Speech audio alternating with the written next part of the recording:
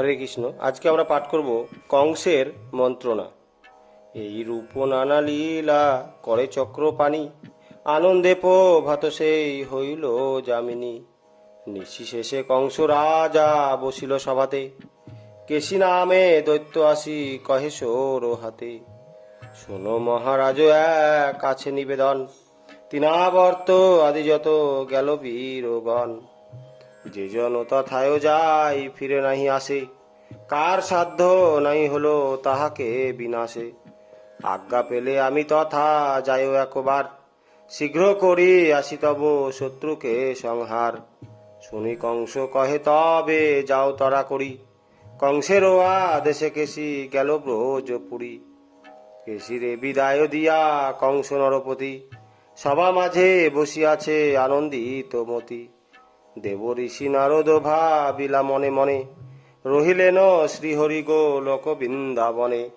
পাপে পূর্ণ পৃথিবী সহিত ভারনারে, কংসের নিকটে যেতে হইল আমারে। বিনা যন্ত্রের মূর্ছনায় মিলাইয়াও তান, হরিনামে মগ্নমুনি আরম্ভিল গান। পথে কইল হরিনাম সানন্দ মনেতে, না করেন হরিনাম কংসেরও সভাতে। কংস গুণগান করি সভাতে আইল, মুনি দেখি কংসরাজ প্রণাম করিল। মনে মনে মর শীঘ্র কইল আশীর্বাদ, অচিরেতে ঘটে যেন তোমারও প্রমাদ। না বসিয়া নারদ চলিল সভা হতে, দেখি কংস নরপতি কহে সৌর হাতে। বহুদিন পরে হলো শুভ আগমন, না বসিয়া কেন তবে করেন গমন। নারদ বলেন নাহি থাকিয়ে সভাতে, তব সম নির্বোধ না দেখি জগতে। বহুদিন আসি নাই সভাতে তোমার, আজি আইলাম জানিবার সমাচার। সভা দেখি সন্তোষ হইল মোর মনে, এখানে বসিব আর কোনো প্রয়োজনে। তুমি তো নির্বোধ কিছু নাহি তব জ্ঞান, ইহা দেখি ইচ্ছা হয় করিতে পয়ান। শুনি কংস নরপতি কহে সর করে, কি হেতু নির্বোধ মুনি বলিলে আমারে। শুনিয়া নারদ কহে শুনো হে রাজন, নির্বোধ তো মারে বলি যাহারও কারণ। মনুষ্য নাই কার তোমার সভাতে, শুনি কংস কহে মুনি কহ কি রূপেতে। নারদ বলেন নিপ শুনো হে বারতা, কহ দেখি তোমার পুত না গেছে কোথা। তৃণাবর্ত বৎসাসুর অঘাসুর আদি, বকাসুর প্রলম্ব বিপক্ষের প্রমাদি। এ সকল বীরতব বলা বলো কোথা গেল, কংস বলে নাহি জানি আপনি হে বলো। মুনিকণ এরা সব গেছে বৃন্দাবনে, রামকৃষ্ণ হাতে তারা মরে সর্বজনে। পুনর্বার তত্ত্ব না করিলে তা সবারে, এহেতু নির্বোধ আমি কহিনু তোমারে। কংস বলে মুনিবর করি নিবেদন, কেবা হয় রামকৃষ্ণ সেই দুই জন। কি কারণে মোর দূত গণের সংহারে, তাহার বৃত্তান্ত মুনি বল হে আমারে। শুনিয়া নারদ বলে শুনো সমাচার, সেই কৃষ্ণ হাতে তুমি হইবে সংহার। তোমার যতেক দূত যায় বৃন্দাবন, রামকৃষ্ণ হাতে তারা হারায় জীবন। দেবকী অষ্টম গর্ভে জন্মেছেন কৃষ্ণ, সবে বোধিলেন তুমি মাত্র অবশিষ্ট। নিশ্চয় মরিবে তুমি সেই কৃষ্ণ হাতে, শুনিয়া নারদে কংস লাগিল কহিতে। দেবকী অষ্টম গর্ভে কন্যা হয়েছিল, বিনাশেতে গেল আসে আকাশে চলি গেল। দেবকীর পুত্র কৃষ্ণ দেব বিশ্বাস না হয়, কেমনে যাইবে সেই নন্দেরও আলয়। নারদ কহেন কংস শুনো হে বচন, সেই কৃষ্ণ হয় বসুদেবেরও নন্দন। অষ্টম গর্ভেতে দেব কিরপুত্র হইল, পুত্র লয়ে বসুদেব পরিবর্ত কইল। যশোদার কন্যা হয়েছিল ব্রজপুরে, পুত্রে রাখি কন্যা আনি ভুলালো তোমারে। নারদের বাক্য শুনি কংস নরপতি, দ্রুতগণে চাহিয়া ক বলেন শীঘ্র গতি। আনো শীঘ্র করি বসু দেব দেবে কিরে, কাটিব মস্তক তাহাদের নিজ করে। শুনিয়া কংসের বাক্য কন মুনিবর, শুনো হে নির্বোধ রাজা আমারও উত্তর। এবে কিবা হবে বসু দেবে বিনাশিলে, তোমারে যে বধিবেশে রহিল গোকুলে, যদি সাত বসুদেবে করো হে সংহার, জানিবেন রামকৃষ্ণ সব সমাচার। সাবধান হয়ে তারা রবে লুকাইয়া, তোমারে বোধিবে আসি সময় পাইয়া। শুনো হে আমার বাক্য কহি তব কাছে, এরা মরে তারা ন মরে হেন মুক্তি আছে। শুনি কংস কয়ে শীঘ্র কহ মুনিবর, করিব সে কর্ম আমি হইয়া তৎপর। নারদ বল যদু শত্রু বিনাশিবে, ধনুর্মেধ নামে যজ্ঞ করিতে হইবে।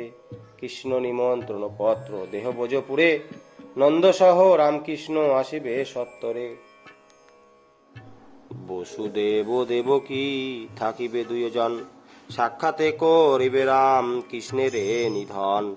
সাক্ষাতে পুত্রের মৃত্যু বসিয়া দেখিবে, শোকেতে তখনই দোহে পরানো ত্যাজিবে। শত্রুকে মারিলে মরিবে কে দুইজন, মিছে এ দোহারে করো এখনো নিধন। সর্বদিক রক্ষা হয় এরূপ করিলে, কংস কহে মুনিবর উত্তম কহিলে। আজি আমি পাইলাম সকল বারতা, এতদিনও নাহি জানিতাম এই কথা। নারদ কহেন শুনো আমারও বচন, বৃন্দাবনে পাঠাইয়া বৈষ্ণব যে জন। শুনি কংস নারদের পদে প্রণামিল, কংস সভা হতে নারদ চলিয়া গেল। তবে কংস মথুরায় বাজাইল ভেরি, আইল কংসের মন্ত্রী কংস বরাবরী। প্রণামিয়া মন্ত্রীগণ কনসর হাতে, ভেরির ঘোষণা করো কিসের জন্যেতে। কংস বলে মন্ত্রীগণ শুনো হে বচন, আমার পরম শত্রু দেবকী নন্দন। অষ্টম গর্ভেতে সেই পুত্র হয়েছিল, বসুদেব নন্দালয়ে রাখিয়া আসিল। আমারে দিয়াছে আনি যশোদানন্দিনী, এই বলি গেলেন নারদ মহামুনি। তৃণাবর্ত আদি দূত যত মোর গেছে, রামকৃষ্ণ দুইজনে সবে বোধিয়াছে। এসব সন্ধান পাইলাম এতদিনে, ছল করি বিনাশিব আনিয়া এখানে। ধনুর্মেধ মহাযজ্ঞ করো আয়োজন, ব্রজেতে পাঠাইয়া দাও শত্রু নিমন্ত্রণ। রামকৃষ্ণ আসিবে কে নন্দ গোপোষণে, কুবলোয়া পীরে রাখো দুয়ারে যতনে। রঙ্গস্থলে চানুর মুষ্টিক আদি রবে, করিতে না হইলে এদের করে হবে। রামকৃষ্ণ বিনা শিব বসুদেব কাছে, পুত্র শোকে বসুদেব কতক্ষণ বাঁচে। মরিবে কয়ে দুজন সে দুজন মইলে, আর শত্রু নাহি মোর পৃথিবী মণ্ডলে। জরাসন্ধ মহাবীর খ্যাত দীনপুর, মগধাধিপতি হন আমারও শ্বশুর। দন্তবক্র শিশুপাল আদি যত আর, তাহাদের সঙ্গে হয় মিত্রতায় আমার। এরা মোর সঙ্গে যুদ্ধ কভু না করিবে, তবে মোর শত্রু হয়ে আর না কে আসিবে। শশা গড়া পৃথিবীতে হব আমি পুজো, অতুল ভৈভব হবে বিপুল ঐশ্বর্য। শুনি মন্ত্রীগণ বলে অপূর্ব এ যুক্তি, ব্রজে পাঠাইয়া দাও নিমন্ত্রণ পঙ্ক্তি। আর আর স্থানেতে পাঠাও নিমন্ত্রণ, খাদ্যদ্রব্য যত চাই করো আয়োজন। উত্তম স্থানে করো বসিবার কারণে, শুনি কংস আজ্ঞা দেন যত কর্মীগণে। যে যেমন লোক তার মত করো স্থান, উত্তম করিয়া মঞ্চ করো হে নির্মাণ। মণ্ডলেশ্বর কংস বসিবে যেখানে, সপ্ততাল সমূর্ধ করিবে সে স্থানে। এই রূপ যজ্ঞ স্থান নির্মাণ করিল, আসিয়া কংসের অগ্রে সমাচার দিল। যজ্ঞ স্থান দেখি তুষ্ট কংস নরপতি, কোন জন যাবে ব্রজে কোন মন্ত্রীপতি। শুনি মন্ত্রীগণ বলে শুনো মহারাজ, বৃন্দাবনে যাওয়া তো অন্যের নহে কাজ। বৈষ্ণব না হলে কৃষ্ণ আনিতে নারিব, কংস কহে বল কোন জন তবে যাবে। দেখো মোর পুরেতে বৈষ্ণব কোন জন, শুনি এক মন্ত্রী বলে করি নিবেদন। বৈষ্ণব বিহীন হয় তোমার এ পুর, বৈষ্ণব জন একমাত্র আছে যে অত্রুর। কখনো কখনো সেই বলে হরি হরি, নতুবা বৈষ্ণব শূন্য মথুরা নগরী। শুনি কংস বলে তারে আনো শীঘ্র গতি, শুনি দূত ধেয়ে যায় অক্রূর বসতি, এই যুক্তি করিতেও অধিক নিশা হয়। রাত্রিকালে দূত অঙ্কুরের পতি কয়, শুনো পরীক্ষিত অক্রূরের বিবরণ, দিবসে না পারে কৃষ্ণ করিতে ভজন, কংসের ভয়েতে নাহি পূজে শ্রী গোবিন্দ, রাত্রিকালে পূজা করে মনেরও আনন্দে।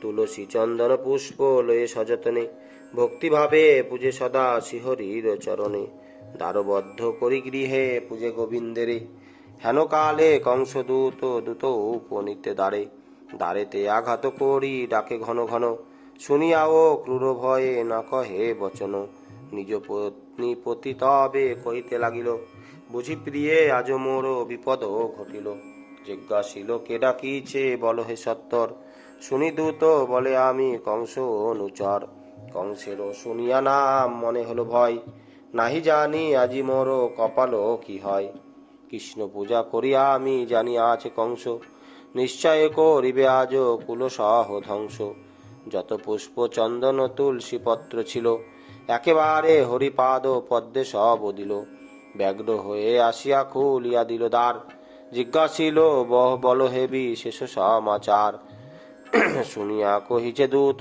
শুনো মহামতি, সবাই যাইতে আজ্ঞা দিল ভোজপতি, শুনি তার সঘনে কাঁপিল কলেবর, ভাবে মথুর আর বাস গেল অতপর, অক্রূর বলিছে তবে দূতের চাহিয়া, ক্ষণে কোদার আসি পত্নীকে কহিয়া, ইহা বলি ভাজ্যারণী কটে চলি গেল, কাতর হইয়া তবে কহিতে লাগিল, শুনো প্রিয়ে কংস দূত এলো মোড়ে নিতে, নাহি জানি কিবা হয় আমারও ভাগ্যেতে, কামিনীরে এত বলি চলিল ক্রূর, দূত সহ উপনীত যথা কংসাসুর, অক্রূরে দেখিয়া কহে কংস নরপতি, এসো এসো শকে উঠে এসো শীঘ্র গতি, করে ধরি বসাইল আপন আসনে, দেখিয়াও ক্রূর ভাবে আপনার মনে, আজি কেন করে কংস এত সযতন, বুঝিতে না পারি কিছু ইহারও কারণ, ভালোই করেছি সমাদর কিন্তু বটে, পুনর্বারও যদি কোনো বিঘ্ন নাহি ঘটে, অক্রূর না বলিতে বলিছে কংসাসুর, আমার পরম বন্ধু তুমি হে অক্রূর, বন্ধুর কর হে কার্য মম উপকার, শুনিয়া অক্রূর কহে বল সমাচার, আমা হতে সেই কার্য হইবে সাধন, অবশ্য করিবে তাহা শুনো হে রাজন, সে কর্ম করিব আজ্ঞা কর মহারাজ, কংস কহে একবারও যাও ব্রজ মাঝ,